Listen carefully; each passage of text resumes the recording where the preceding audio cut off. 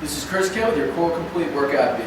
Much like Workout A, Workout B consists of 3 exercises with multiple levels. So I'm just going to demonstrate each exercise, how we progress them, and then how we're going to perform the circuit in its entirety. All right. And what we're looking for here is 30 seconds in each position. Okay. You should be able to hold each with the form that I demonstrate, or 8 reps. Okay. So again, we don't want you to move through this like a battle of hell. Control your movement, move authentically with your core. The faster you move, the less you're going to use your core. I don't want to make that point clear. So, move slow, control things, and know that I love you when your abs are burning. Alright, so let's look at our exercises here. Okay, our first movement is what we call a dead bug scissor kick. Right? The dead bug scissor kick, what I'm going to do is start with my back on the ground. Right? What I'm doing is pressing my back into the ground and tightening my abs. Okay, throughout the entirety of all of these exercises, okay, that involve dead bugs, I want to keep my back pressed into the ground. If you feel your back arch at all, that means that we're not using our abs anymore, we're using our lower back. Okay, so make sure that that remains the case. And if not, come down and reinitiate.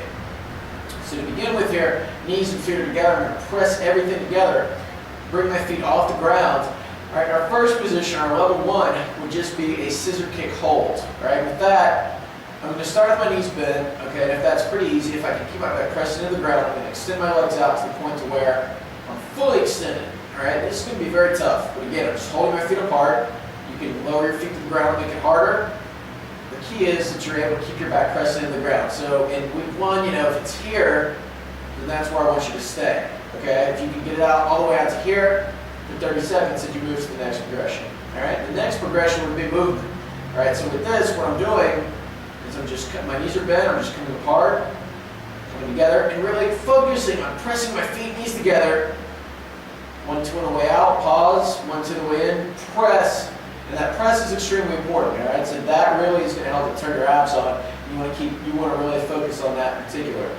From there, the next progression, level 3, would be to straighten the legs out all the way, tighten everything up, come back, bring it out, tighten everything up, come back like that. Level 4 would be to bring your hands off the ground like this. I'm going to put my hands behind my head.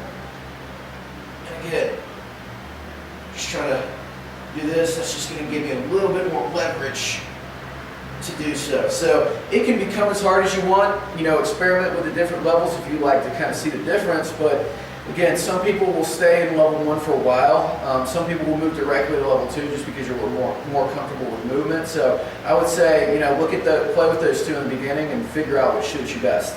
Now for our second dead bug exercise, we just have toe rocks. Okay, and again with this, all I would do for level 1 would be to extend my legs out, point my toes down, all the way out.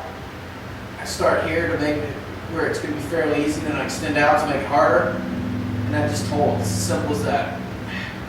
All right. For level 2, what we're going to do is just progress out about halfway. Press your feet, knees together, just wiggle your toes up and down like this. To make this harder, level 3, we extend out all the way. Then level 4, I just bring my head up like this. All right. So pretty simple. That's super difficult. So have fun with that. All right, now, our last exercise would be a straight leg sit-up.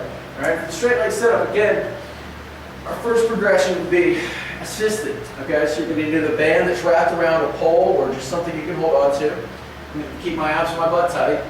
Sit straight up. And again, what I'm trying to avoid is this kind of bounce off the ground. Okay, so think about tightening your abs, tightening your butt, sitting straight up, pausing, and coming back down like that.